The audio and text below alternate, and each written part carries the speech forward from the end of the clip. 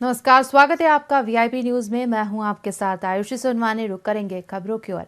CM Vishnudeo Sai ने दिल्ली से वापस रायपुर आने पर पत्रकारों से चर्चा करते हुए कहा कि केंद्रीय गृह मंत्री अमित शाह को 14 दिसंबर को आयोजित होने वाले पुलिस कलर्स अवार्ड कार्यक्रम और बस्तर ओलंपिक के समापन समारोह के लिए आमंत्रित किया गया है। साथ ही मुंबई में देवेंद्र फडणवीस के शपथ ग्रहण समारोह में भी मुख्यमंत्री विष्णुदेव शामिल हुए।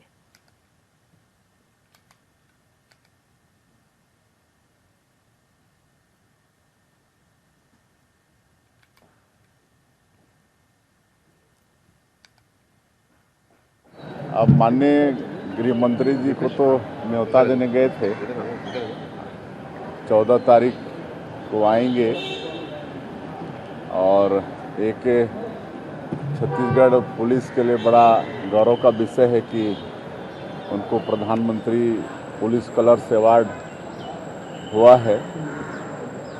तो उसका एक कार्यक्रम होता है, उसमें माननीय गृह मंत्री जी आएंगे और जो बस्तर ओलंपिक चल रहा है उसका समापन वो करेंगे। और कल हम लोग मुंबई गए थे, वहाँ माननीय श्री देवेंद्र फडणवीस जी मुख्यमंत्री के रूप में तीसरी बार शपथ लिए और श्री अजित पवार और श्री एकनाथ शिंदे जी उप मुख्यमंत्री के रूप में शपथ लिए। तो शपथ ग्रहण समारोह में शामिल होने गए थे। अब माननीय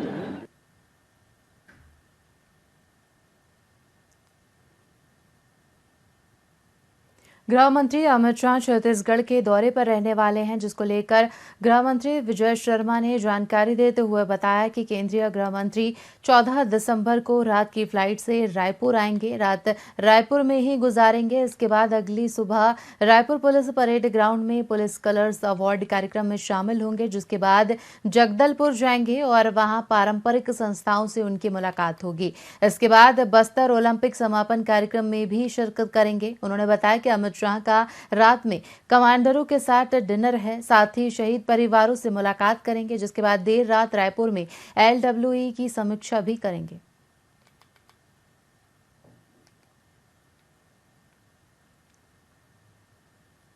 माननीय अमित शाह जी 14 तारीख की रात 9 बजे दिल्ली से निकलेंगे। रात्रि विश्राम उनका रायपुर में है। 15 तारीख की सुबह परेड ग्राउंड में, पुलिस परेड ग्राउंड में प्रेसिडेंट्स कलर छत्तीसगढ़ की पुलिस को अवार्ड किया गया है। बहुत सारे काम हैं, नक्सलिज्म पर काम और अन्य कामों के संदर्भ में। ये बहुत बड़ी प्रतिष्ठा की बात होती है पुलिस विभाग के लिए, और वो प्रेसिडेंट अवार्ड का परेड यहाँ पर होगा। उसके बाद वो जगदलपुर जाएंगे। जगदलपुर में उनकी मुलाकात कुछ पारंपरिक जो संस्थाएं हैं बस्तर की, उनसे कुछ वरिष्ठ जनों से होगी। इस बार बस्तर ओलंपिक के समापन कार्यक्रम में वो भाग लेंगे, जिसमें नक्सल पीड़ित लोग का भी पैरालंपिक है और बस्तर के युवाओं का भी खेल है। उसके बाद रात में उनका एक डिनर है। जितने कमांडर्स हैं जिन्होंने ऑपरेशंस में भाग लिए हैं, वो डिनर उनका है। दूसरे दिन सुबह शहीद जो वाटिका है वहाँ जाकर के श्रद्धांजलि अर्पित करके शहीद परिवारों से मुलाकात है, और फिर एक कैंप का विचरण, वो भ्रमण वो करेंगे। फिर वापस आएंगे और रायपुर में LWE की एक समीक्षा बैठक भी होगी। फिर मुझे लगता है कि शाम 4 बजे के आसपास वो रायपुर से प्रस्थान करेंगे।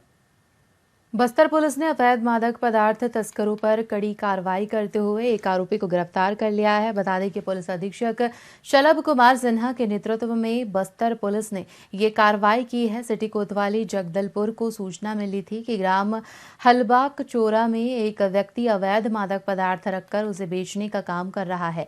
सूचना मिलते ही बस्तर पुलिस की टीम मौके पर रवाना हुई और घेराबंदी करके आरोपी संदीप को पकड़ लिया। पूछताछ में आरोपी ने उड़ीसा से अवैध मादक पदार्थ लाकर बिक्री करने की बात स्वीकारी है। हमने रेड किया और वहां पर एक आरोपी से, जिसका नाम है सुशांत सिकदार, जो नगर सैनिक है, वहां से हमने करीब 20.5 किलो गांजा जो है वो जब्त किया है। तो बेसिकली हमारी टीम काफ़ी टाइम से वर्क कर रही थी कि जो शहर वाले एरिया हैं वहाँ पर मेन जो गांजा तस्कर है उसके लिए हम लोग काफ़ी टाइम से ट्राई कर रहे थे, और हम इसीलिए हमें इसको पकड़ कर सफलता मिली, क्योंकि मेन जो सप्लायर है वो शहर के अंदर यही माने जा रहे हैं। तो इनको हमने पकड़ा। इनका जो डंपिंग ग्राउंड का ग्राम हलवा कचौरा में, वहाँ से हमने गांजा सीज़ किया और वहाँ से हमको 3 व्हीकल भी सीज़ किए हैं। उसमें से एक ऑल्टो है, एक स्प्लेंडर बाइक है और एक डिस्कवर है। इसी के साथ ही इसका एक मोबाइल भी सीज़ किया है और इसका जो फॉरवर्ड और बैकवर्ड लिंकेज है वो करंटली अभी अंडर इन्वेस्टिगेशन है। जैसे ही हमको पता चलता है उसमें भी त्वरित कार्रवाई की जाएगी। हमने रेड कांकेर लोकसभा के पूर्व सांसद मोहन मंडावी ने न्यू बस स्टैंड कांकेर में आयोजित श्रीमद् भागवत कथा में कथाव्यास पूज्य संत हिमांशु कृष्ण भारद्वाज के सानिध्य में कथा श्रवण की और इस अवसर पर छत्तीसगढ़ शासन के वन मंत्री केदार कश्यप, भाजपा जिलाध्यक्ष सतीश लाटिया, मत्स्य बोर्ड के पूर्व अध्यक्ष भरत मटियारा, पूर्व सांसद प्रतिनिधि ईश्वर सिन्हा सहित बड़ी संख्या में श्रोतागण उपस्थित रहे। पूर्व सांसद मोहन मंडावी और वन मंत्री केदार कश्यप ने इस कार्यक्रम में भाग लेने के बाद बस्तर के विकास को लेकर महत्वपूर्ण चर्चा की। दोनों नेताओं ने क्षेत्रीय विकास के मुद्दों पर विचार विमर्श किया और आगामी योजनाओं पर चर्चा की।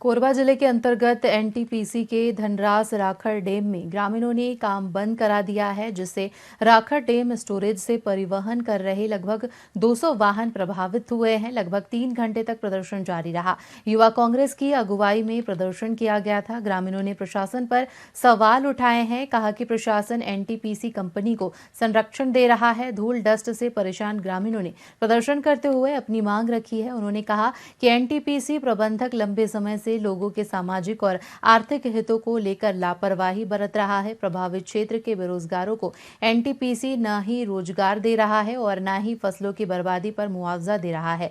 साथ ही उनके जल स्रोत से लोगों के स्वास्थ्य पर भी बुरा असर पड़ रहा है। तमाम मुद्दों को लेकर ग्रामीणों ने एनटीपीसी के खिलाफ नारेबाजी करते हुए जमकर विरोध किया।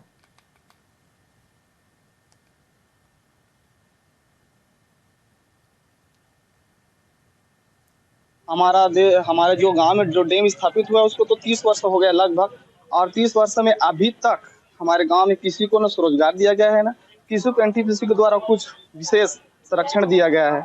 एनटीपीसी को अपना हमारे भाइयों के द्वारा जितने बार का हड़ताल किया गया, उसमें मांग रखा गया, वो मांग आज तक पूरा नहीं हो पाया। आश्वासन पर आश्वासन दिया जाता है, उसमें प्रशासन के भी लोग आते हैं, जैसे विधायक भी अभी हाल में हुआ था उसमें आए थे। ऐसा लगता है कि प्रशासन भी एनटीपीसी के साथ मिला जुला है। एनटीपीसी से उनको पैकेज मिल जाता है, उसमें हमारे गांव का जो मुखिया है वो भी उसमें संलिप्त है। आज विरोध प्रदर्शन हमारे गांव में जो राखड़ सीपेज है, राखड़ डैम से सीपेज है, उस मुद्दे में, राखड़ डस्ट के मुद्दे में और गांव के जितने बेरोजगार लड़के हैं उनके संबंध में हड़ताल। ग्रामीणों का आज धनरास के ग्रामीणों का विरोध प्रदर्शन था राखड़ परिवहन को लेकर। तो इसमें ग्रामीणों को मुख्य मांग थी कि 2022-23 में जो सीपेज के कारण इनका जो भी फसल उसका नुकसान हो उसको मुआवजा का, और दूसरा है यहाँ जो राखड़ परिवहन हो रहा है उस पर स्थानीय लोगों को रोजगार का, और तीसरा मांग था इनका 2020-21 का जो सीपेज के कारण नुकसान हुआ था उसका मुआवजा के लिए। तो इसमें से 22-23 का तो चला गया है मुआवजा प्रकरण बन के, और बाकी जो रोजगार के मुद्दे हैं उस पर मीटिंग रखकर 18 तारीख को मीटिंग रखा गया है। तो उस दिन का समाधान देखते हैं क्या निकलता है। हमारा दोपहिया वाहन में घूमकर लगभग 1 दर्जन मोबाइल फोन लूटने वाले शातिर चोर को रायपुर पुलिस ने गिरफ्तार करने में सफलता प्राप्त की है। जानकारी अनुसार आरोपी ने शहर के विभिन्न इलाकों से 11 मोबाइल फोन लूटे थे, जिसे लेकर लगातार मिल रही शिकायतों के बाद एंटी क्राइम साइबर यूनिट और खमहारडीह थाना पुलिस की संयुक्त टीम ने जांच शुरू की। घटनास्थल के आसपास लगे सीसीटीवी कैमरों के फुटेज के आधार पर आरोपी की पहचान की गई है और उसे देर रात हिरासत में लिया गया। थाना खपाड़ी अंतर्गत एक शहजादा अली उर्फ भिंडी नाम के एक युवक को गिरफ्तार किया गया है। इसके पास से 11 मोबाइल बरामद किए गए थे। इसमें लगातार ये सूचना मिल रही थी कि जो फोन में बात कर राहगीर जो चल रहे हैं उनके झपट्टा मारकर उनके मोबाइल को छीना जा रहा था, और इसके कई जगह फुटेज आए थे। इस आधार पर शहजादा अली को गिरफ्तार किया गया है, कानूनी कार्रवाई की गई। छत्तीसगढ़ औद्योगिक वार्षिक सर्वेक्षण कार्यशाला का एक दिवसीय आयोजन राजधानी रायपुर के सिविल लाइन स्थित सर्किट हाउस में किया गया। इस कार्यशाला में प्रशासनिक अधिकारियों के साथ साथ चैम्बर ऑफ कॉमर्स के अध्यक्ष अमर थारवानी भी मौजूद रहे। साथ ही बैठक के दौरान पदाधिकारियों ने बताया कि इस सर्वेक्षण का मुख्य उद्देश्य इंडस्ट्रियल एरिया से जुड़े लोगों को ट्रांसपेरेंसी देने के लिए छत्तीसगढ़ और केंद्र सरकार की ओर से लागू की गई औद्योगिक नीतियों से अवगत कराना है। कार्यशाला का उद्देश्य राज्य के औद्योगिक क्षेत्र में बेहतर विकास और प्रगति को सुनिश्चित करना है।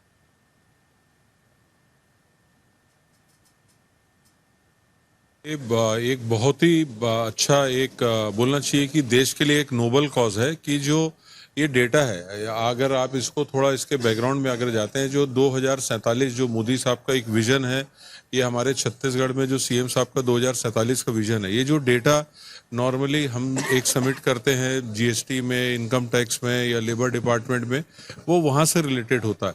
इसमें इनका जो डेटा रिक्वायरमेंट होता है थोड़ा बड़ा होता है, ताकि आगे का देश प्लानिंग कैसे कर सकता है या जो भी नीति जिस भी डिपार्टमेंट से बन के आती है उसमें ये सर्वेक्षण बहुत बड़ा एक रोल प्ले करता है। ये एक बहुत ही अच्छा एक बोलना चाहिए कि देश के लिए एक नोबल कॉज है कि जो ये डेटा है, अगर आप इसको थोड़ा इसके बैकग्राउंड में अगर जाते हैं, जो 2047 जो मोदी साहब का एक विजन है, ये हमारे छत्तीसगढ़ में जो सीएम साहब का 2047 का विजन है, ये जो डेटा नॉर्मली हम एक सबमिट करते हैं जीएसटी में, इनकम टैक्स में या लेबर डिपार्टमेंट में, वो वहाँ से रिलेटेड होता है।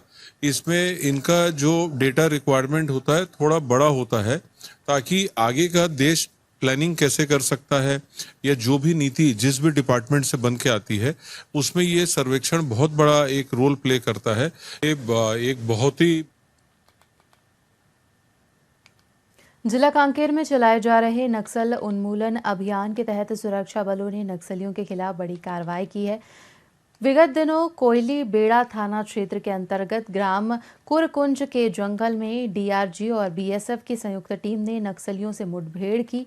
सूचना मिलने पर जिला बल डीआरजी और बीएसएफ की 47वीं और 94वीं वाहिनी की संयुक्त पार्टी ने नक्सल गश्त सर्चिंग अभियान के तहत ग्राम ककनार और कुरकुंज, गुमचुर और आसपास के जंगल क्षेत्रों में रवाना हुई थी। साथ ही ग्राम कुरकुंज के जंगल में रावघाट एरिया कमेटी के नक्सलियों ने सुरक्षा बलों पर घात लगाकर अंधाधुंध फायरिंग भी की थी। वहीं जवाबी कार्रवाई में सुरक्षा बलों ने भी फायरिंग की। बता दें कि दोनों ओर से लगभग 20-25 मिनट तक गोलीबारी चलती रही।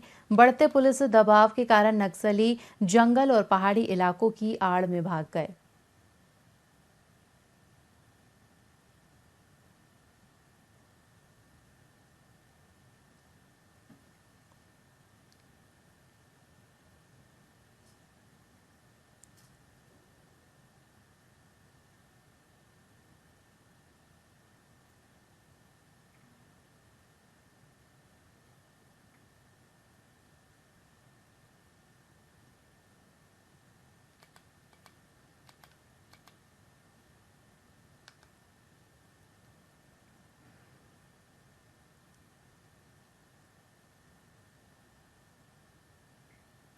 इस साल धान की फसल में बीमारियों और कीटों के प्रकोप के कारण उत्पादन में 5 से 10% तक की गिरावट का अनुमान लगाया जा रहा है, जिसका सीधा असर मंडियों में धान की आवक पर पड़ रहा है। किसानों का मानना है कि पिछले साल की तुलना में इस साल धान की पैदावार कम हुई है, जिससे वे समर्थन मूल्य पर अपनी फसल उतनी नहीं बेच पाएंगे जितनी उन्होंने पिछले साल बेची थी। छत्तीसगढ़ में 14 नवंबर से समर्थन मूल्य पर धान खरीदी शुरू हो गई है और इस साल छत्तीसगढ़ सरकार 25,75,804 किसानों से धान खरीदी करेगी। हालांकि पिछले साल की तुलना में किसानों की संख्या में वृद्धि हुई है, लेकिन धान की पैदावार में कमी आई है। कोरबा जिले की बात करें तो यहां कुल 68,172 पंजीकृत किसान हैं, जिनमें से अब तक 2,46,000 क्विंटल धान खरीदी की जा चुकी है।